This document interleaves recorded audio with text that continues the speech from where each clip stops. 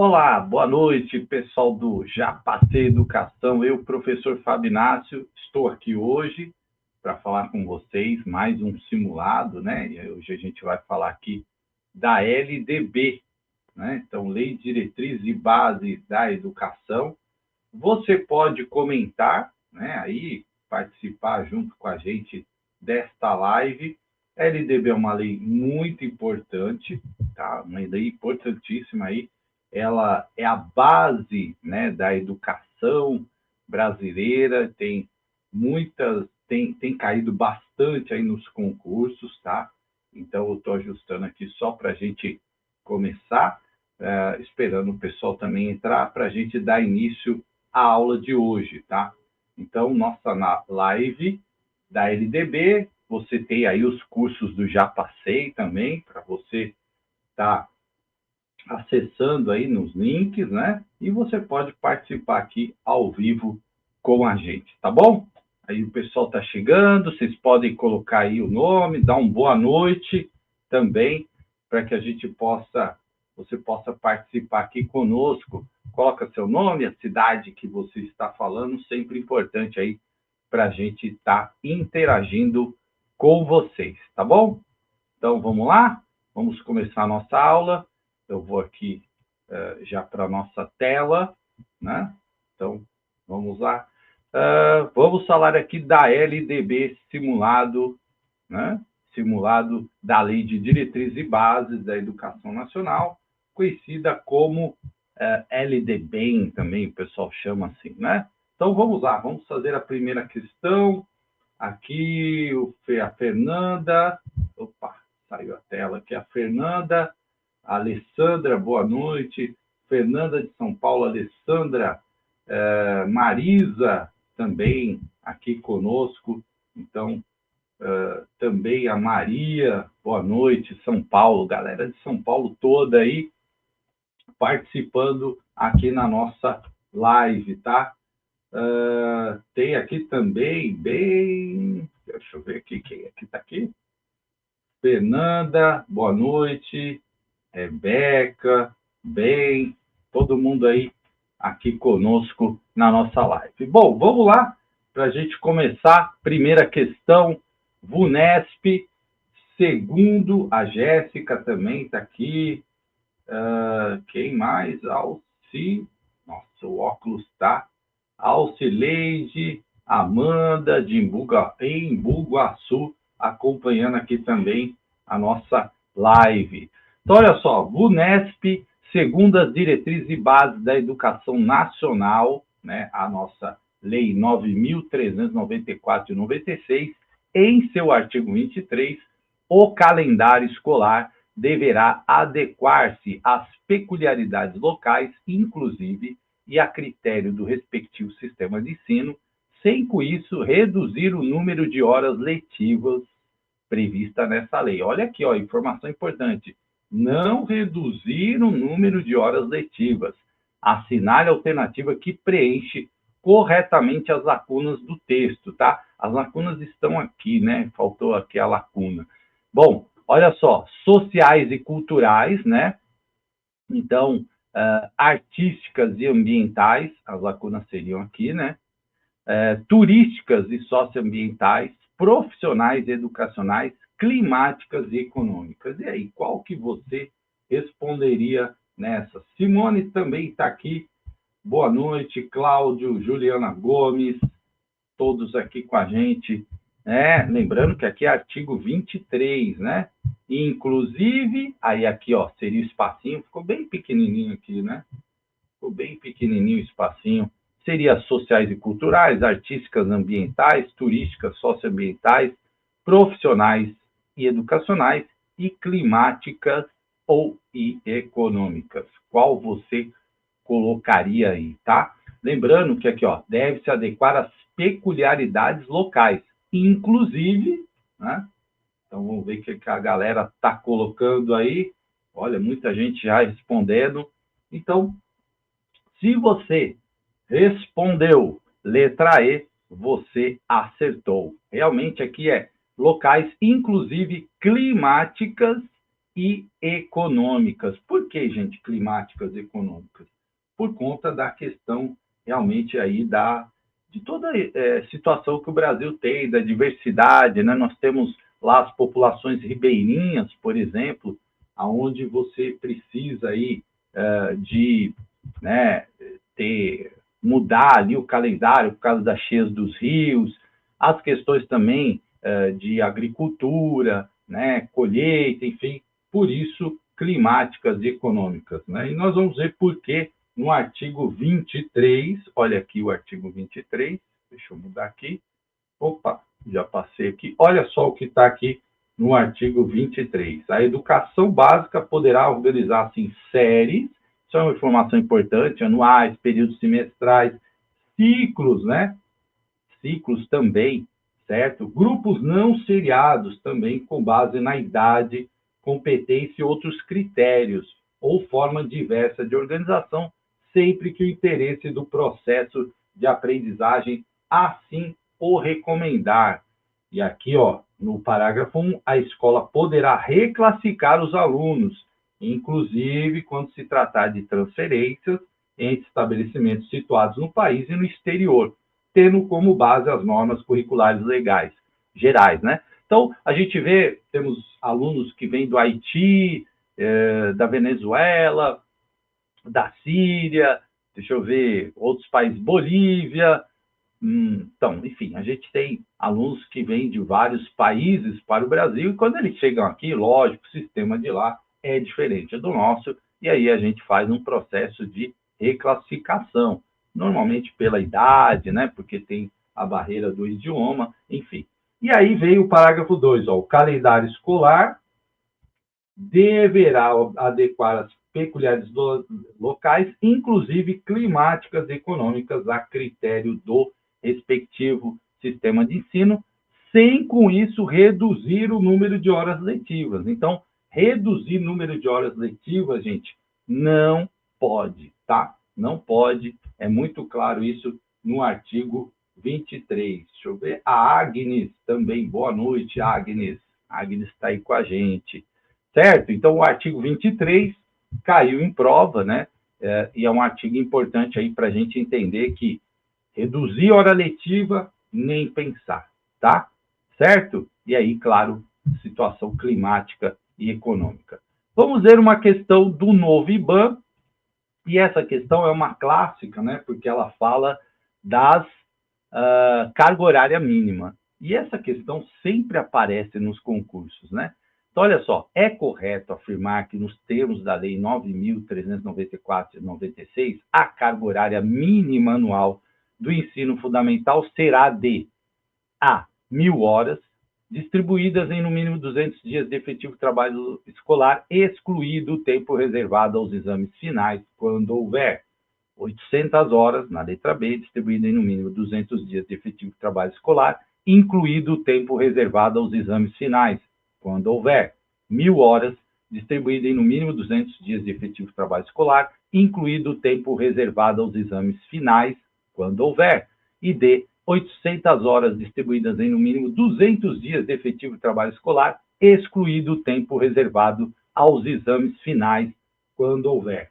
Questão que sempre pega muita gente aí, apesar de ser uma questão tão conhecida, mas eu vou mostrar para vocês que tem, né, novidades aí, por isso que a gente está aqui, né, nessa live com a LDB atualizada. Ah, esqueci de dar uma dica importante para vocês. Quando, professor, eu quero a LDB atualizada, vai no site do Planalto, né, planalto.gov, você coloca lá LDB, vai aparecer as leis lá, elas estão sempre atualizadas. O pessoal está colocando aí, cuidado para não confundir, né? Essa é uma questão aí que colocaram aí 1.000 horas ali para tentar confundir você, mas você não vai cair nessa. A letra correta aqui é letra D de dado, né? Porque, gente, olha aqui, é do ensino fundamental e são 800 horas, no mínimo 200 dias letivos, tá? E aí, qual é a jogadinha que a banca faz aqui para tentar enganar você. É o excluído o tempo reservado aos exames finais. Então, olha só essa aqui, ó, incluído. Não, é excluído. 1.000 horas não é, e 1.000 horas não é aqui também, né? Então, 800 horas. Cuidado, porque, ó, isso aqui é que pega muito, ó. Excluído o tempo reservado aos exames finais, quando houver. Olha aqui, ó, letra D de dado. E aqui, gente, olha só, o artigo 24, que eu trouxe aqui para vocês, ó. A educação nos níveis fundamental e médio será organizada de acordo com as seguintes regras comuns. Então, ó, mínimo anual de 800 horas para o ensino fundamental. E o ensino médio, gente? 1.000 horas. Então, ó, cuidado aqui, ó. 1.000 horas para o ensino médio, tá? Isso aqui é novidade, ó, distribuídas por no mínimo 200 dias de efetivo trabalho escolar, excluído, lembra sempre disso, excluído o tempo reservado aos exames finais, quando houver. Olha a alteração aqui, ó, 2024, tá? Então, a LDB é uma lei que sofre muitas alterações, tá?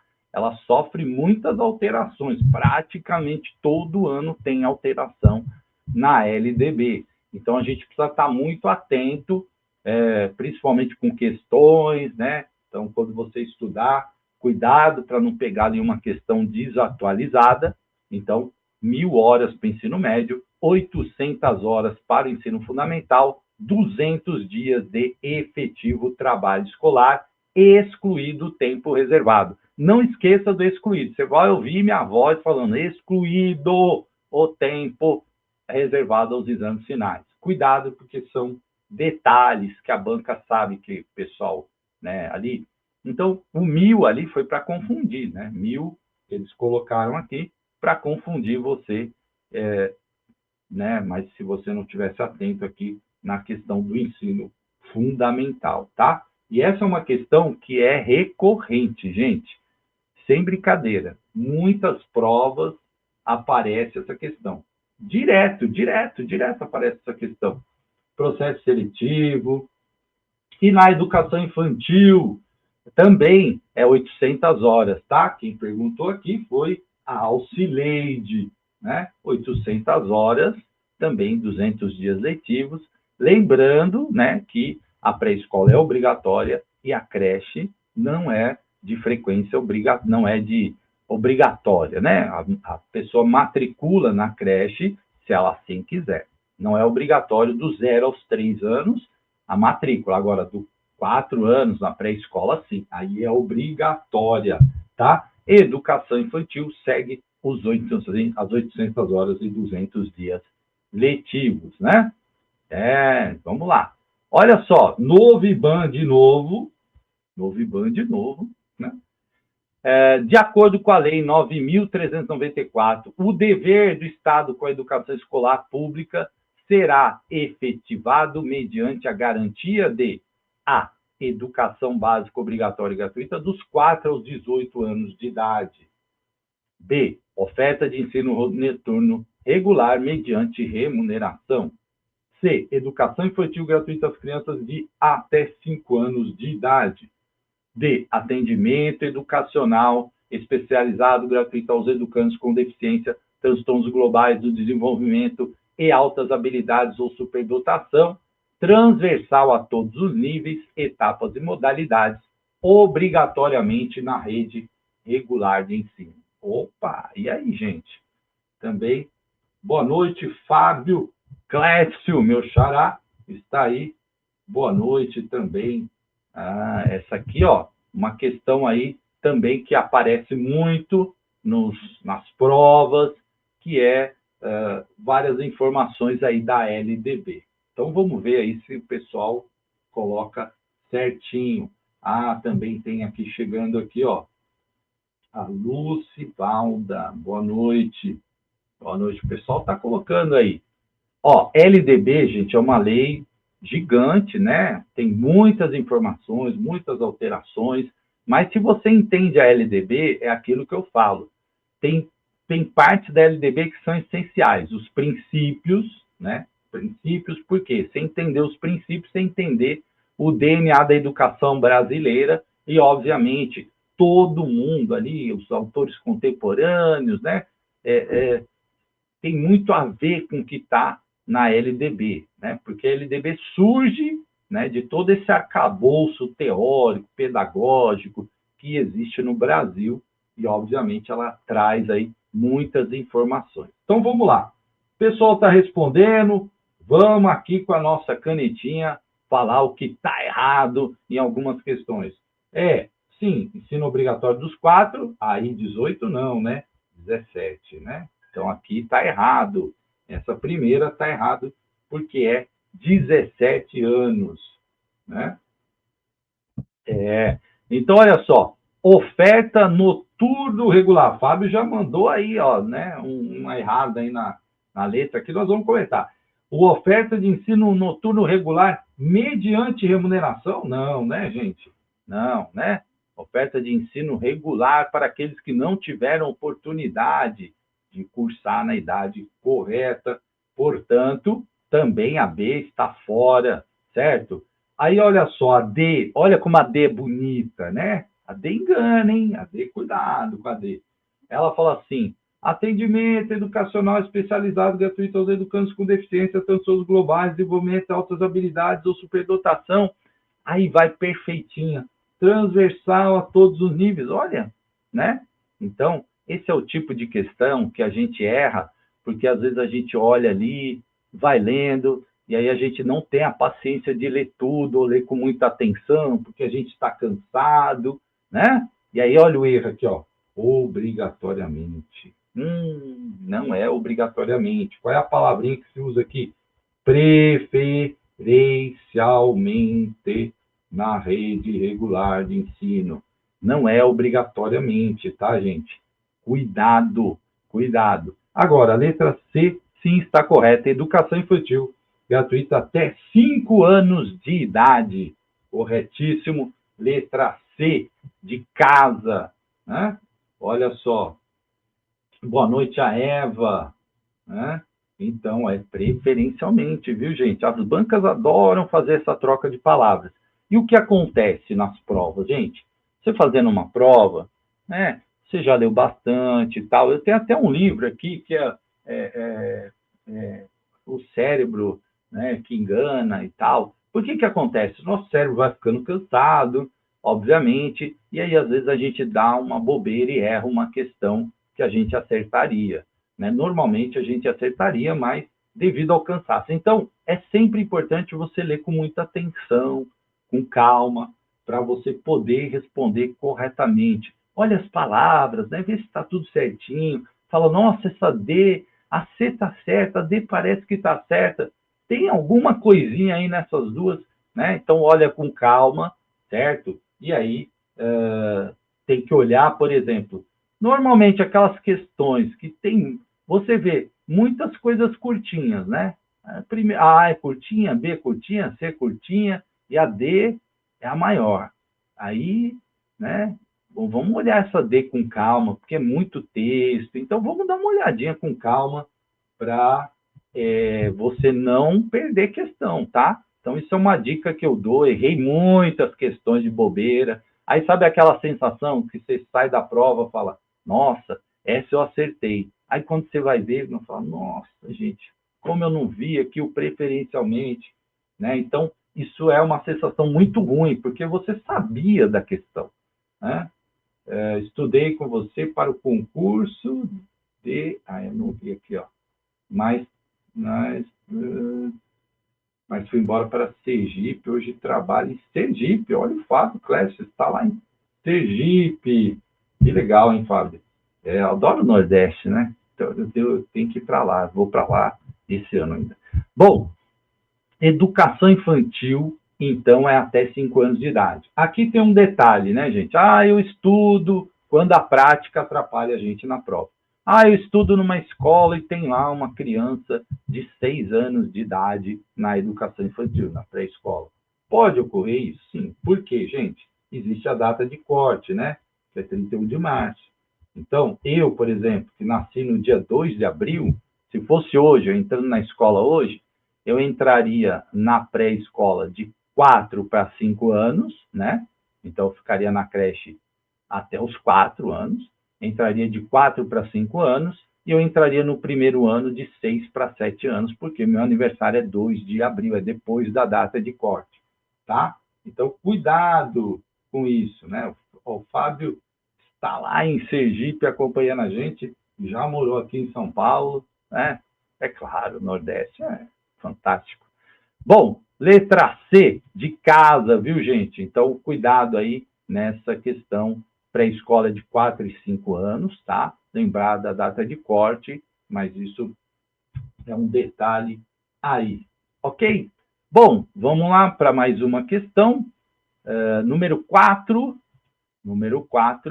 novo IBAN, conforme as diretrizes e bases da educação nacional, né? Aí fala aqui LDB, seu artigo 11, uma das incumbências dos municípios é A. Priorizar a educação infantil em creche. B. Notificar ao Conselho Tutelar a relação de alunos que apresentam quantidade de faltas acima de 20%. C. Oferecer ensino de línguas estrangeiras aos alunos do ensino fundamental. D. Assumir o transporte escolar dos alunos da rede municipal. E E. Oferecer ensino religioso de caráter obrigatório aos alunos do ensino médio.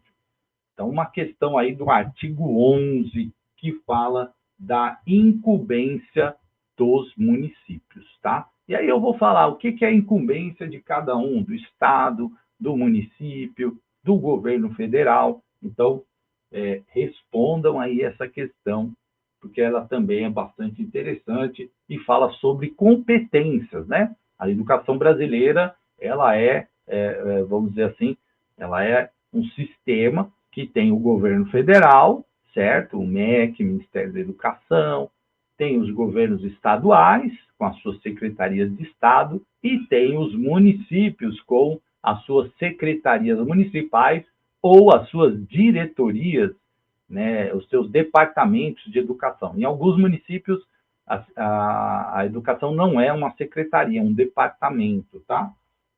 Então, tem essa questão aí da incumbência de cada um. Então, vamos lá.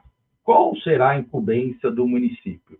Priorizar a educação infantil em creches, segundo o artigo 11, né? E aí vale lembrar, os municípios atuam nesse segmento da creche, certo? Exatamente, eles atuam no segmento creche.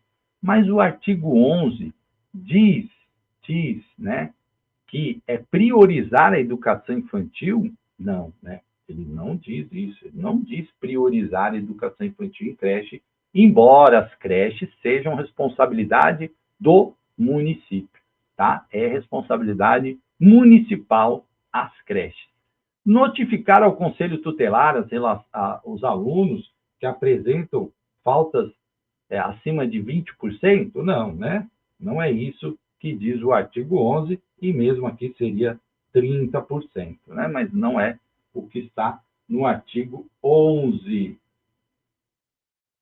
Professora, a Juliana perguntando o que seria esse novo IBAN. Novo IBAN é a banca, né? Antigamente chamava IBAN, agora eles mudaram o nome para Novo IBAN, né? Curioso, né? Não sei porquê, mas eles mudaram o nome, né? Então, deve ter alguma razão. Existiu o IBAN, e existe ainda, né? Instituto Brasileiro, esqueci o resto aqui, da banca lá, né? De administração municipal, alguma coisa assim. E aí agora a banca se chama Novo IBAN, né? Ela fez o concurso de Cubatão, vai fazer o concurso, se eu não me engano, em outra cidade, acho que do litoral, Praia Grande, enfim, né? Eles sempre estão fazendo aí concursos, fizeram agora um recente em uma cidade de São Paulo, então eles estão sempre aí fazendo, né? A banca Novo IBAN, tá? O IBAN, na verdade, ele tem em vários lugares, né? Tem o IBAN nacional, aí tem os IBANs dos estados de São Paulo, o IBAN do estado de São Paulo, agora a banca mudou, chama Novo IBAN, tá? Oferecer ensino de línguas estrangeiras aos alunos do ensino fundamental, também não é isso que diz o artigo 11 da LDB.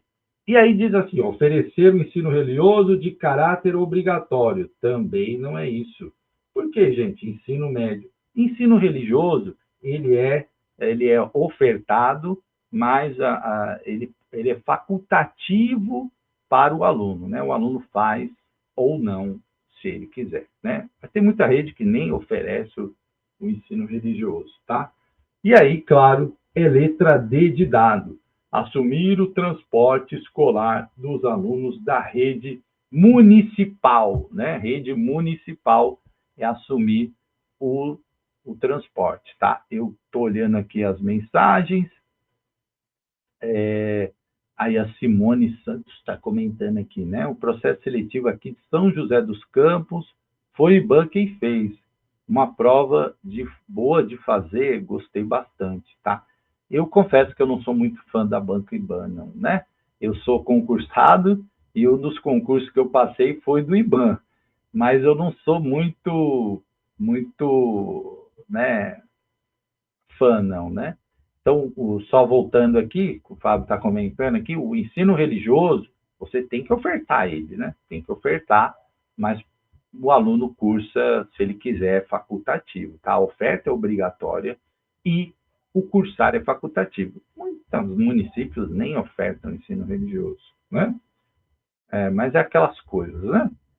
Olha só, D, assumir o transporte. Então, está lá no artigo 11 que os municípios devem assumir o transporte dos alunos do município. E aí eu trouxe aqui, olha, o que os municípios têm que fazer, né? E aí, só para falar rapidamente, o governo federal, quais as incumbências dele, né? Redistribuir as questões, tal, administrar todo o sistema educacional, e eles também faz a distribuição, a organização das políticas e tal, e isso é importante, né? Do governo federal, além de manter as universidades federais e além também de manter os institutos técnicos aí que o governo federal tem. Os estados, a competência deles é o ensino médio e também o ensino fundamental, né? Mas muitos estados estão passando essa função para os municípios. E os municípios, o que eles fazem? Organizar e manter e desenvolver os órgãos e instituições oficiais de seus sistemas de ensino, integrando as políticas e planos educacionais, então os conselhos, né, as secretarias, toda a organização. Exercer ação redistributiva em relação às suas escolas, que são as distribuições de recursos, né, municipais, que algumas têm, baixar normas complementares para o seu sistema de ensino, autorizar e credenciar e supervisionar os estabelecimentos do seu sistema de ensino, inclusive o município fiscaliza as escolas particulares de educação infantil, tá? De educação infantil. Se tiver ensino fundamental, aí passa para a supervisão do Estado, tá? Então, quando a escola é apenas de educação infantil, a supervisão é do município. Se tiver ensino fundamental, a supervisão passa a ser do Estado, tá? Oferecer a educação infantil em creche e pré-escola e com prioridade o ensino fundamental. Olha aqui, qual é a prioridade, né? Não é a educação infantil que ele está falando, é o ensino fundamental. Permitida a atuação em outros níveis de ensino somente quando estiverem atendidas as áreas de sua competência e com recurso acima dos percentuais mínimos vinculados pela Constituição. Então, gente, eu, por exemplo, já fui diretor em Santana de Parnaíba. Santana de Parnaíba, o ensino ele é todo municipalizado, da creche até o ensino médio. Isso pode, está aqui no inciso 5 do artigo 11, né? Resolveu todas as questões, pode sim assumir o ensino médio. São raros os municípios que assumem o ensino médio, né? Em São Paulo eu conheço só Santana de Parnaíba, não sei se tem outro, tá? Barueri tem a FIEB, né? Então algumas coisinhas são do município, mas a Santana de Parnaíba, todas as escolas de ensino médio são municipais. certo? Então, não tem escola estadual a não ser a ETEC, tá? E assumir o transporte escolar dos alunos da rede municipal. Olha que curioso isso aqui. Isso aqui eu quero ver quem sabe, hein? Isso aqui mudou agora também, ó. Permitindo aos respectivos professores, em trechos autorizados, o uso de assentos vagos no veículo. Vocês sabiam disso? É? Vocês sabiam que professores podem acessar os veículos, né, escolares nos seus assentos vagos? Isso foi mudado pela Lei 14.862 de 2024, tá? E 24. Ó, o pessoal tá pedindo aí para vocês curtirem aí a live, né? Vamos dar like aí, gente. Dá like na live que é importante aí, tá? O Richards colocou a mensagem aí. Gente, vamos dar os likes aí. Então, ó, 14.800. Olha isso aqui como pode cair numa prova para você, ó. Porque isso aqui é novidade, gente, ó. Permitindo aos professores em trechos autorizados o uso de assentos vagos. Isso mudou agora, né? 2024 para a legislação, isso foi ontem, né? Quando a gente fala de legislação, uma alteração do ano passado é ontem. Então, gente, essa questão aqui tem que ficar atento, porque é novidade. Aí coloca lá, você fala, não, isso aí não tem nada a ver, né? Professor usar o ônibus. Tá aqui, ó. Assumir o transporte escolar do aluno da rede municipal, permitir aos respectivos professores, em trechos autorizados, o uso de assentos vagos nos veículos. Por que a LDB alterou isso? Gente, existem locais do Brasil em que o transporte é muito difícil, e o transporte escolar, ele é o único ali, né? Então, até o professor tem dificuldade de transporte. Então, para facilitar o acesso, inclusive, do professor à escola, né? Instituir na forma da lei que trata o artigo 14, ó, também é novo, hein? Conselhos escolares e fórum de conselhos escolares. Olha aqui, incluído pela lei 14.644 de 2023. Também pode aparecer como novidade nas provas. Estou falando para vocês, banca gosta de novidade. Por quê? As outras questões já estão bem exploradas, né? E aí, para ver se o aluno está atualizado, né? Então, essa é uma questãozinha que pode aparecer, certo? Aí aparece no concurso e lembra de mim, tá bom? Sim, né? A Amanda está falando, mas só pode sentar, né? Só pode ir nos assentos vagos, tá? A lei está clara aqui, ó, o uso de assentos vagos, né? Dos veículos. Parágrafo único: os municípios poderão optar ainda por se integrar ao sistema estadual de ensino ou compor um sistema único de educação básica, né? Então, a lei permite que o município se integre ao Estado num sistema único ou adote o seu sistema de educação. A maioria dos municípios prefere a segunda, a opção de ter um próprio sistema, tá? Do que ter um sistema vinculado com o Estado. Isso tem implicações aí de verbas, enfim, certo? Então, é nesse sentido. Aqui eu estou apostando muito nessa questão aqui, viu? Essas duas aqui, porque é novidade, novidade sempre cai. Olha aqui, do IBAN, né? A banca se chamava IBAN antes, né?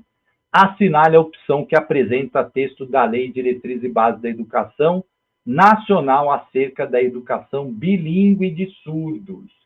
Também isso é novo na LDB, e a inclusão é um tema que cai bastante, então é importante você estar atento a isso. A letra A educação bilíngue será aplicada em escolas bilíngues de surdos, classes bilíngues de surdos, escolas comuns ou em polos de educação bilíngue de surdos. Letra B. A oferta de educação bilíngue de surdos terá início no ensino fundamental e se estenderá ao longo da vida. Letra C. A oferta de educação bilíngue de surdos terá início ao 0 ano na educação infantil e se estenderá ao longo da vida. E D. Para a compreensão da surdez, predominam duas perspectivas complementares: a clínico-terapêutica e a socioantropológica. E aí, qual que é a alternativa correta nessa questão. Existem alterações importantes e recentes com relação à inclusão na LDB, tá, gente? Então, é importantíssimo você estar atento a essas mudanças, porque o tema da inclusão, ele é um tema muito forte e cada vez mais debatido, mais discutido e cada vez mais presente nas provas. Ele tem aparecido muito. Não é só prova de educação especial, não. Tem aparecido porque a inclusão, gente, é para todos, né? Para todos. Não é só uma função do AEE, não é uma função só do professor de educação especial, ela é para todos. Então, todos têm que saber sobre inclusão.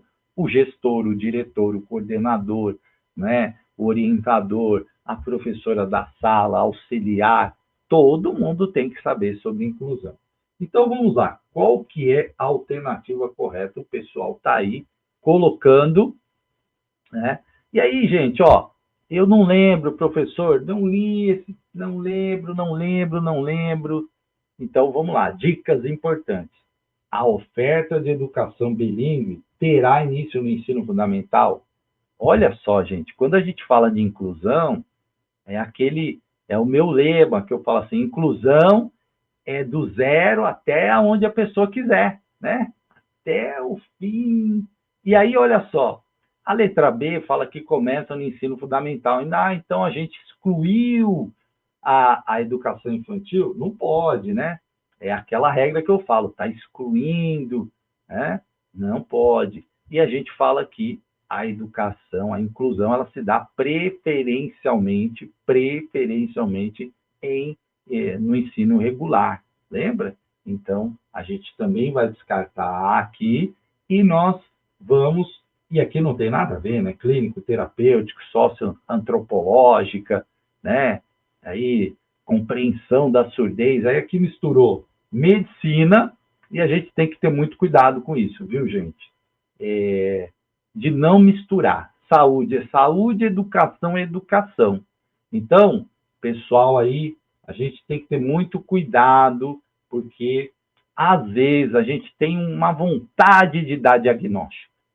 A gente tem, né? Por quê? Anos de experiência na educação. Você olha para aquela criança e fala assim, é TEA, né? É autismo. Tá. Por quê?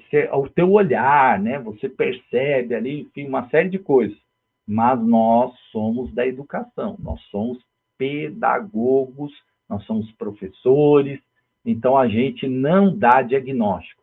Nunca escreva num relatório isso, porque senão você vai estar exercício ilegal da medicina. A gente não faz diagnóstico de criança, tá? Cuidado, porque na minha vida, né, de várias experiências na educação, já fui secretário, já fui supervisor, já fui coordenador, já fui diretor, eu já fui tudo na educação. Professor de chão de sala, não há nenhum cargo na educação que eu não ocupei.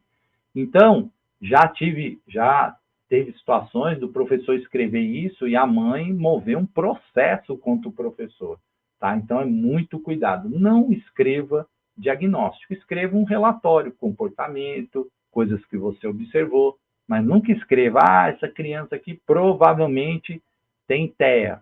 Nunca faça isso, tá? Nunca. Porque quem dá diagnóstico, né, são os especialistas lá, né, passa por psicólogo, fono, pediatra, neuro, certo? E os nossos relatórios servem de base, mas não são diagnósticos, tá? Então, ó, C, oferta de educação bilíngue de surdos terá início ao 0 ano na educação infantil e se estenderá ao longo da vida, né? Inclusão até onde a pessoa quiser, certo? Muito cuidado com isso, tá? Sibeli, gratidão, professor. Sua aula é sensacional, obrigado. Fernando, deixa eu ver. Gente, eu estou aqui, né? A letra é pequenininha. É a primeira vez assistindo a aula. Estou gostando, o senhor é bem didático e acolhedor, obrigado. Obrigado, Fernanda. Lucivalda, aula maravilhosa. Obrigado, professor. Obrigado, gente. Obrigado aí pelos elogios. Então, olha só. Vamos ver aqui, ó, capítulo 5A. Olha aqui, 5A. Educação bilíngue de surdos. Se você não lê esse capítulo, leia. Ele foi colocado em 2021. Então, artigo 60A, ó, entende-se por educação bilíngue de surdos, para os efeitos dessa lei, a modalidade de educação oferecida em língua brasileira de sinais, Libras, como primeira língua. Isso aqui também cai muito, hein? Como primeira língua. E aí as bancas colocam como primeira língua português, né? Não é. Primeira língua, né, para os surdos, Libras. E em português escrito, como segunda língua. Cuidado com isso aqui. Gente, isso aqui não cai, isso aqui despenca, tá? Isso aqui, ó, despenca nos concursos. Primeira língua, Libras. Segunda escrita, português, tá? Certo? Em escolas bilíngues e surdos, classe bilíngues e surdos, escolas comuns ou polos de educação bilíngues e surdos para educandos surdos, surdos cegos com deficiência auditiva, sinalizantes, surdos com altas habilidades ou superdotação, outras deficiências associadas pela modalidade de educação bilíngue de surdos. Isso é uma coisa que você tem que anotar para você não errar. Primeira língua, Libras. Segunda língua escrita, português. Isso despenca em concursos. E aqui, ó, haverá, né? Parágrafo 1. Quando necessário, serviço de apoio educacional especializado, que é o AE, para atender às especificidades linguísticas dos estudantes surdos. A oferta de educação bilíngue terá início no 0 ano na educação infantil e se estenderá ao longo da vida, tá? Então, isso é muito importante. E, claro, cita aqui também o Estatuto da Pessoa com Deficiência, né? Falando das tecnologias assistivas, dos surdos oralizados, né? Então, aí as prerrogativas de matrícula em escolas de classe regulares, tá? De segundo, né, o que couber e as garantias previstas aí no Estatuto. Não esqueça isso aqui, certo? Ao longo da vida, né? É para sempre. Ah, inclusão. Você viu alguma questão que restringiu, falou, não, inclusão é aqui, é só para... Não, restringiu, a alternativa está errada. Restringiu, gente, está errado. E aí eu sempre falo, a gente tem que entender o DNA da educação. Palavras restritivas não combinam com a LDB, não combinam com o que está na Constituição. Então, cuidado, tá? Bom, vamos lá. Além do disposto, né? Aí aqui, ó, sistemas asseguram os educandos surdos, surdos cegos com deficiência, surdos com altas habilidades, né? Materiais didáticos, professores bilíngues e tudo isso que as pessoas com deficiência têm direito, tá? Ok? Bom, vamos aqui para mais uma questão da banca ABCP, tá?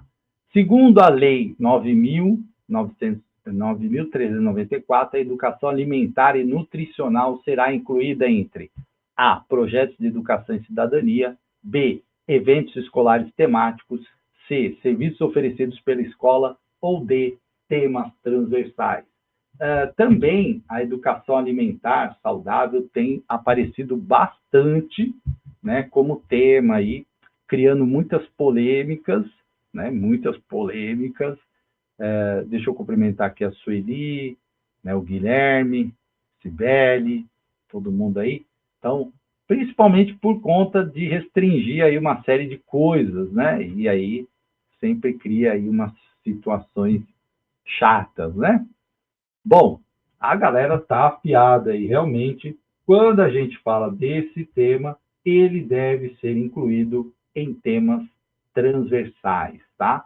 Temas transversais, educação alimentar e nutricional. Nada de projeto, educação, cidadania, nem serviços oferecidos pela escola. É temas transversais, ok?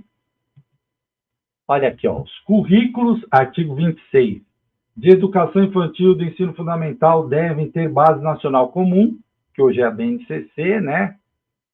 ser complementado em cada sistema de ensino, estabelecimento escolar, de uma parte diversificada, exigida pelas características regionais e locais da sociedade, da cultura e da economia dos educandos. Então, a questão, né, do local é sempre importante.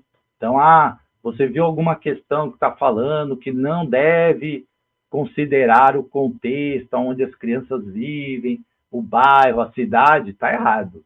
Porque isso é super importante, isso é falado o tempo todo na LDB, isso é falado o tempo todo na BNCC. Então, o contexto, onde a criança vive, é importante. Inclusive, é importante trabalhar os temas daquele local, né? Um rio que é poluído, um problema de lixo, porque isso cria um ensino, aprendizagem significativa, tá? Porque ela vai ver. Agora, gente, ó, esse parágrafo 8 aqui já derrubou muita gente. Eu já fiz 3 provas onde isso caiu, né? Olha só, a exibição de filmes de produção nacional constituirá componente curricular complementar integrado à proposta pedagógica da escola, sendo a sua exibição obrigatória por no mínimo 2 horas mensais. E aí, quem sabia disso? Sabia que a gente tem que exibir pelo menos 2 horas mensais de produção nacional? Sabia disso? E quem fala isso nas escolas? Aí caiu numa prova, né? Eu, por acaso, tinha lido tal, aí caiu a questão na prova. Gente, uma galera errou, mas assim, muita gente errou. E o pessoal falava assim, isso tem nada a ver não, Fábio, porque nunca vi isso, ninguém nunca falou disso na escola. É quando a prática atrapalha a gente na prova.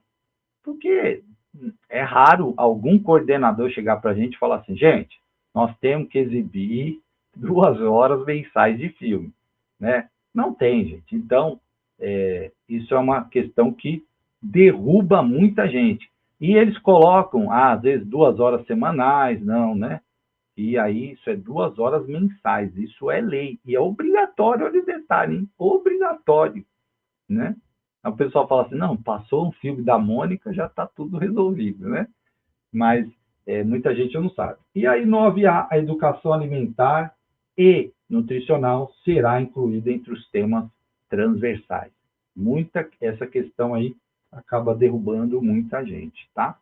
Bom, mais uma questão aqui da ABCP. Olha só, o artigo 32 da Lei 9.394, e quando eu acertei, o pessoal ainda tirou sarro de mim, falou assim, não, Fábio, isso aí você viajou, hein? Tem que ter exibição de filme nacional, não, nunca vi isso. Depois eu falei, tá vendo? Falei. O artigo número 32 da Lei 9.394 afirma que o ensino fundamental obrigatório, com duração de 9 anos, gratuito na escola pública, iniciando seus 6 anos de idade, terá por objetivo a formação básica do cidadão. Um de seus objetivos, de acordo com a lei supracitada, é a duração e frequência da atividade escolar é de ao menos 60% das atividades do calendário escolar anual. B. O domínio dos princípios científicos e tecnológicos que compõem os meios de produção modernos. C. A relatividade das relações determinando a capacidade individual de escolha e de objetivos profissionais. D. O desenvolvimento da capacidade de aprender, tendo como os meios básicos o pleno domínio da leitura, da escrita e do cálculo. Vamos ver aí o que vocês responderam. Lembrando, gente, ó, que quando a banca dá, né, a lei aqui, ó, é o 32, né? A pessoa tem que decorar os artigos? Obviamente que não, né? Lei a gente não decora, a gente aprende. É o meu bordão, né? Lei a gente não decora, a gente aprende. Então, vamos lá. O pessoal já está respondendo. Olha só. Duração e frequência da atividade escolar. Quanto que o aluno tem que frequentar, né? Das atividades? 60%? Não. 75%, porque nós estamos falando aqui de ensino fundamental. Então, aqui seria 75%. Ensino fundamental, 75%. E 60%? Educação infantil. Tá? Pré-escola, 60%. É outra coisa que muita gente às vezes tem dúvida, né? Mas a educação infantil é 60%, viu, gente? E o fundamental é 75%, né? E aí, quando fala dos domínios, dos princípios científicos, meios de produção moderno, não é isso que está lá no artigo 32. A relatividade das relações, dos objetivos profissionais, também não. Né? Agora, quando fala o desenvolvimento da capacidade de aprender, tendo como meios básicos o pleno, aí é uma dica, gente, palavras amplas, né? Pleno, para todos, são muito comuns na nossa legislação. Por quê? A nossa educação, ela usa muito dessas palavras, todos, pleno, formação plena. Então, quando você vê essa palavra, você fala, opa, aqui tem uma pista boa. E aí a letra D, né? Letra D, de dado, certo? De dado, desenvolvimento da capacidade de aprender, é o que está no artigo 32, olha lá, né? Coloquei aqui, ó, o ensino fundamental, duração de 9 anos, ó. No inciso 1, ó, o desenvolvimento da capacidade de aprender, tendo como meios básicos o pleno domínio da leitura, escrita e cálculo, ó, compreensão do ambiente natural e social, do sistema político, da tecnologia, das artes e dos valores que se fundamentam a sociedade, desenvolvimento da capacidade de aprendizagem, tendo em vista a aquisição de conhecimentos e habilidades e a formação de atitudes e valores, o que fala muito na BNCC, né? Formação, conhecimentos, habilidades, formação de atitudes e valores, o que eu falo de chave, né? Chave, conhecimento, habilidades, atitudes e valores, tá? Isso cai muito na BNCC. E fortalecimento de vínculos da família, dos laços de solidariedade e da tolerância recíproca em que se assenta a vida social. Artigo 32 também é importante para a prova. Banca Agir RH, né? Banca Agir RH. De acordo com a Lei de Diretrizes e Bases da Educação Nacional, a educação física, integrada à proposta pedagógica da escola, é componente curricular obrigatório da educação básica, sendo sua prática facultativa ao aluno. Qual é o aluno que tem essa possibilidade de ser facultativo? O aluno que cumpre jornada de trabalho inferior a 4 horas, maior de 20 anos de idade, que tenha prole ou que seja do sexo feminino. Qual aluno pode, né, tratar a educação física de forma facultativa? Questão também que cai muito nos concursos. Essa também cai bastante. E a galera já está respondendo aí. Eu trouxe algumas questões, obviamente, que fazer uma aula da LDB, dá para fazer dá para fazer um dia inteiro falando da LDB, né? Eu trouxe algumas coisas que têm aparecido nos concursos, né? Procurei dar uma diversificada aí, tá? Ó, a galera tá respondendo aí firme que tem a prole, né? Filhos, exatamente, né? Não é sexo feminino, 20 anos de idade, e nem... Vamos ver o que diz a lei aqui, ó. Olha o que diz a lei, ó. Letra C, né? Que cumpra jornada de trabalho superior ou igual a 6 horas. Aqui falou em 4 horas, está errado, né? Então, 6 horas. Maior de 30 anos de idade. Aqui falou 20 anos de idade, tá? Então, 30 anos de idade, né? Se estiver prestando serviço militar, né? Ou estiver obrigado à prática de educação física, aí também, né? Quando o aluno tem alguma atividade física que ele não precisa, tá? E também que tenha prole, né? E aí, ó, se trabalhar, né? Cumpra jornada, viu, Amanda? Igual ou superior a 6 horas, tá? Aqui na questão falou 4 horas. 4 horas ele tem que fazer educação física, tá? Tem que ser igual ou superior a 6 horas, certo? E também tem as dispensas aí que estão amparadas no decreto-lei, que fala de algumas questões lá especiais a qual a pessoa está, mas isso não cai, tá? Quando a lei fala de decreto e faz referência, isso não cai nos concursos, não cai. Então aqui, ó, é letra C, de casa, ok? Questão número 9 da banca Avança. Segundo a LDB, como deve ser a avaliação do desempenho do aluno? Também questão que cai muito. Gente, questão de avaliação é certeza, né? E aí, quando a gente fala de autores, é Lucchesi, Jussara Hoffmann, né? Jussara Hoffmann e Lucchesi é palavra certa na avaliação, tá? A, avaliação quantitativa e global. B, avaliação individual e não classificatória. C, avaliação contínua e cumulativa. D, avaliação pontual e qualitativa. E E, avaliação esporádica e informal. Tá? Então, o que diz a LDB em relação à avaliação de desempenho do aluno? Tá? Vamos lá? Vou acelerar aqui porque eu estou chegando no fim, né? Mas só falta uma também.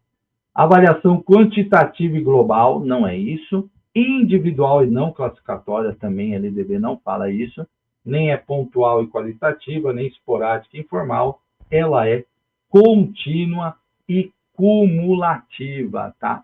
Letra C de casa, né? Isso, ó, segundo a LDB, tá? Segundo a LDB, letra C, avaliação contínua e cumulativa. Lembrando que o que tem caído muito nas provas é a avaliação formativa, né? Que é, quem fala muito é a Jussara Hoffmann sobre isso. E avaliação formativa, gente, é aquela avaliação a favor do aprendizado, aquela avaliação que ajuda o aluno a aprender, que é uma avaliação que tem um feedback, que é uma avaliação que é um diálogo, uma troca, que é aquela avaliação onde o professor vai poder também perceber se a metodologia que ele usou, se a didática que ele usou foi legal, foi bom, se não deu certo, tá? Então, a avaliação formativa é isso. Quando a gente fala isso na prova, não é aquela avaliação punitiva, não é aquela avaliação classificatória, né? Não é aquela avaliação que eu chamo de Kinder Ovo. Né? A gente já usou isso, gente. Eu sou professor, já cometi todos os pecados do mundo, né? Então, aquela que a gente chega assim, a classe está muito bagunçada, né? O povo não quer te ouvir aquele dia, o povo está agitado, está falando do jogo, do Corinthians, do Brasil, e aí você quer dar aula, não consegue. Aí você fala, é o seguinte, eu vou dar uma prova surpresa. Aí eu chamo de prova Kinder Ovo, né? A gente não deve fazer isso, gente, porque a prova é um instrumento a favor da aprendizagem, não é um instrumento de punição, não é um instrumento, né? E é isso que os autores contemporâneos falam. Então, se você vê qualquer coisa que fala de classificatória, de meritocracia, não é isso que está na nossa legislação, tá? Só para a gente entender, né? E aí a avaliação formativa é importante, cai muito nos concursos também. Mas a LDB fala de avaliação contínua e cumulativa, né? Ou seja, que o aluno ele é constantemente avaliado ao longo do ano, certo? Né? E aí a gente não pode somente julgar o aluno por uma prova no final do ano, certo? Então tem que analisar a evolução do aluno, ok? Bom, vamos lá.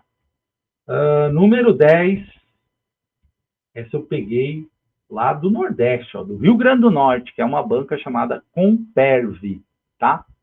Na Lei de Diretrizes e Bases da Educação está estabelecido um conjunto de exigências e normativas necessárias à educação infantil. Em relação à educação, considere as afirmações abaixo. Aí o que eu sempre dou a dica, quando cai esse tipo de questão, gente, vem aqui, ó, e olha primeiro as alternativas, tá? Né? Olha só. Poxa, a Fernanda está falando, vi essa questão ontem. Ah, que legal. Olha só, eu gosto de olhar aqui. Por quê? Olhando aqui, eu já tenho uma dica. Tem 1, 2, 3 e 4? Não. Tem 1, 2 e 3? Não, não tem. Ó. Então, daqui, eu já sei que 2 estão erradas. Olha só. Como que a gente faz prova, gente? É só conhecimento? Pô, estudei pra caramba, tal. Não, tem técnicas também, né? Olha aqui, ó. Olhei aqui. Opa, só tem duas. Então, o que eu concluo? Duas estão erradas e duas estão certas, né? Já concluí isso. Agora vou analisar, né? Agora já concluí. A educação infantil é oferecida em creches ou entidades equivalentes e na pré-escola. 2. O controle e prestação de educação pré-escolar exige da criança a frequência mínima de 90% do total de horas. 3. A expedição do documento que permite atestar os processos de desenvolvimento e aprendizagem da criança é obrigatória. 4. A avaliação da criança mediante o acompanhamento e o registro tem como intenção objetivo a promoção da criança de um ano para outro. E aí, o que é? Né? Vamos ver. Olha só. Então, vamos lá, gente, ó. Primeiro, frequência mínima de 90 na educação infantil, não, né? Frequência mínima de 60%. 90 não. Então, essa aqui já está fora. Número 2, ó. Já risco aqui, já risco aqui. Já matei duas. Já tem duas, só tem o A e D, né? Eu costumo dizer que quando eu vou chutar, isso acontece comigo, viu, gente? Eu não sei se acontece com vocês. Eu fico em dúvida em duas. Aí eu falo assim, não, é letra A. Vou na A. Aí passa a prova, eu volto, aí dou uma olhada na prova, falo, nossa, isso aqui eu acho que não é A. Eu acho que eu vou mudar para D. Gente, é certeza. Eu mudar, eu errei. Eu mudo para A, eu acho que é A, mudo para D, era A. Aí eu falei assim, agora eu vou começar assim. Quando eu pensar isso, eu não mudo, né? Não vou mudar. Aí fui fazer isso. Aí eu pensava, não, eu estou pensando que é A e eu quero mudar para D, mas eu vou ficar na A porque quando eu mudo eu erro. Aí era D, né? A inverte, não tem jeito. É um negócio impressionante o que acontece. Bom, 60%. E aí, olha só, fala assim, a expedição de documento que permite atestar os processos de desenvolvimento da criança é obrigatória. Opa, será que é? Vamos ver. A avaliação da criança mediante o acompanhamento e registro tem como objetivo promoção da criança de um ano para o outro. Nós estamos falando de educação infantil. Gente, tem uma aula que eu brinco e falo assim, né? Tem os mandamentos da educação infantil. O primeiro é não reprovarás, né? Não reprovarás. Não existe reprovação na educação infantil, gente. Nem de longe, nem de longe. O Guilherme está falando que eu tenho que confiar na intuição. A minha intuição às vezes falha, viu, Guilherme? Falha bastante. Portanto, gente, está correto, né? Você tem que expedir documentos, né? Que permitem ali, qual que é a avaliação na educação infantil? É o desenvolvimento da criança, a aprendizagem, né?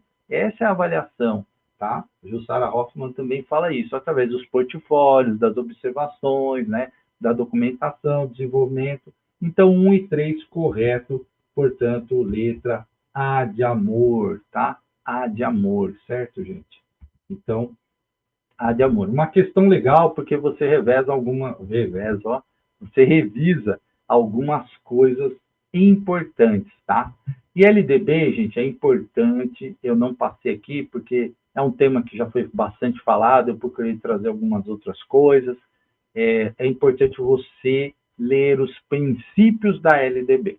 Por quê? Se você lê os princípios, entenda os princípios, você vai perceber o quão importante é isso para você responder provas.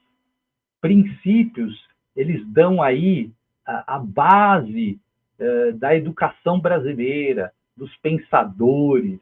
Então, os princípios é aquilo que eu chamo de DNA da educação. Se você entender os princípios, sem brincadeira, no mínimo uns 70% das questões, inclusive de autores pedagógicos, você vai ter facilidade. Você vai olhar, não, isso aqui não é de acordo com a educação brasileira, tá? Então, os princípios, gestão democrática, valorização da diversidade, pluralidade, né? Respeito aos direitos humanos, solidariedade, formação plena, tudo isso está lá nos princípios. Viu alguma coisa que foge disso? Você fala, não, aqui não é isso, tá? Então, agradecer a todo mundo que esteve com a gente, né? Terminando aqui, sempre eu extrapolo o tempo, não tem jeito. Agradecendo vocês pela companhia, pela participação aí também, né? Muito obrigado. E eu quero que logo, logo vocês coloquem vários depoimentos aí no Já Passei, de que foram aprovados. Essa é uma jornada, né? Eu falo que a gente que é concurseiro é uma jornada. E quando a gente começa a passar, é muito legal. Muito legal. A gente fica, parece que destrava, né? Muita gente fala assim, nossa, professor, o senhor passou em tantos concursos, né? Eu já passei em mais de 35 concursos, supervisor, coordenador, diretor, eu já fui primeiro lugar em concurso, era uma coisa que eu não achava que era possível. Eu via as pessoas sendo primeiro lugar, eu falava, não, esses caras são gênios, ficar em primeiro lugar é um negócio absurdo. Eu pensava isso, mas não é tão absurdo assim. Quando você começa, né, fazendo muitas questões, ali anotando, escrevendo, que é uma coisa que a gente está perdendo, viu, gente? É escrever, tá? Não deixe de escrever, anote, porque quando você anota, o seu cérebro, ele tem a neurociência mostra isso, ele tem um desenvolvimento, a atividade neurológica é muito maior do que você ficar anotando no computador, né, dando print screen ali e tal. Funciona algumas coisas sim, mas o ato de escrever, ele faz você, né, ter mais conhecimento. Tá bom, gente? Muito obrigado aí, Amanda, Guilherme, muito obrigado. Que Deus abençoe a todos. Fabiana, né? Todo mundo que participou aí, Sibeli, né? Leiciane. Quero ver vocês colocando os depoimentos de aprovados. É muito legal quando a gente, né, olha lá o nosso nome aprovado, dá uma coisa assim, né? E aí é bem legal, viu, gente? É bem legal. E a coisa acontece, é um processo. Né? É importante você participar do curso aí do Já Passei, excelentes professores aí, toda a equipe do Já Passei. Então, vale a pena investir também, né? Porque eu falo que é um investimento. Você comprar um curso é investimento, porque é um aprendizado que você não vai perder. Não é para um concurso, é para vários. Quando você compra um curso, você aprendeu para vários concursos. Você não aprendeu para o curso de Campinas, de Cubatão, de Santos, né? Você aprendeu para vários. É conhecimento que você não vai sair mais de você. Tá bom? Muito obrigado, boa noite, excelente semana, né, para vocês. Amanhã eu estou de feriadinho, né, porque é feriado na minha cidade. Então, um grande abraço a todos, um beijo no coração de todo mundo e boa semana. Obrigado.